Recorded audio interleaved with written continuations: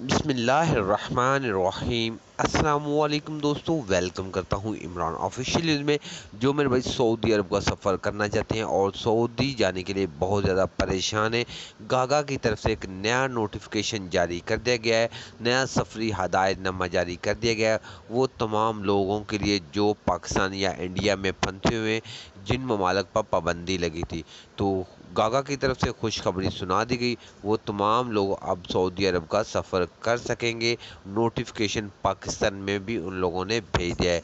तो मुकम्मल detail information इस वीडियो में आपके साथ शेयर करने से पहले अपने प्यारे से दोस्तों से गुजारिश करते हैं, वीडियो पहली बार देख रहे हैं तो वीडियो को लाइक और चैनल को सब्सक्राइब कर लें ताकि इस तरह की लेटेस्ट अपडेट सबसे पहले आप तक पहुंच जाए। जैसे कि मैं भाइयों आपको कल की जो एक न्यूज़ चली थी बोल्ड न्यूज़ पर, तो उसमें भी ये खबर चल रही थी कि तमाम जो हकामा होल्डर वर्क परमिट वाले हैं उनको इजाज़त मिल चुकी है। तो वो गागा की तरफ से नोटिफिकेशन एक जारी किया गया था, उनको देखकर ये खबर इन लोगों ने बनाई थी।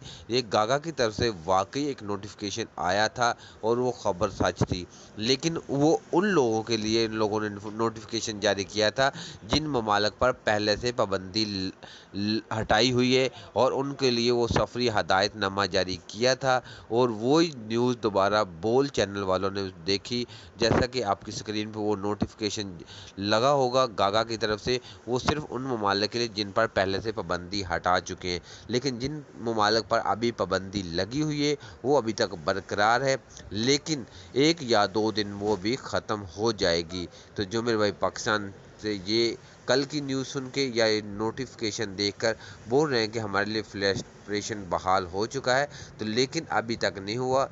दुआ करें 1 या 2 दिन 15 अक्टूबर तक उम्मीद है इंशाल्लाह फ्लाई ऑपरेशन बहाल हो जाएगा।